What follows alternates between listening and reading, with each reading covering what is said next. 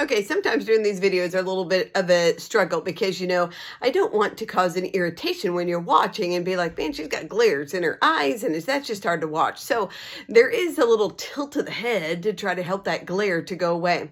Welcome to Arise. Part of this does go with today's because we're talking about the two blind men. And when they are calling out to Jesus, Jesus hears them and he stops in his tracks. It says he stands still and then he calls to them.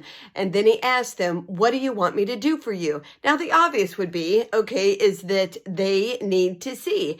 And so here's the thing. A lot of times we can see somebody else's needs and then we do it for them without them asking. You know what happens if you do that to children over and over again, that you perceive what they need. And so you constantly are doing it before they even ask.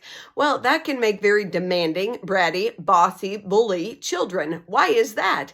Because they aren't learning to honor you with the ask. They're so important for them to learn to ask you, Mom, will you do this for me? Mom, can you pick me up? Like last night, Selah asked me, Mom, I really want to go to bed. Can you get my uniform out of the dryer? And I was like, sure, I can do that. So what did that happen this morning? I have her uniform hanging on the rack and she says, Mom, thank you for getting my uniform out and hanging it up.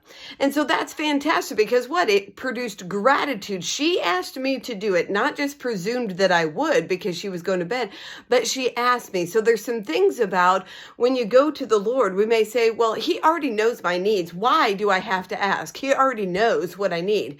Well, yes, he does, just like I knew what Selah needed. However, there's something about the asking that humbles us and recognize that he is sovereign. He is above all. He can do this.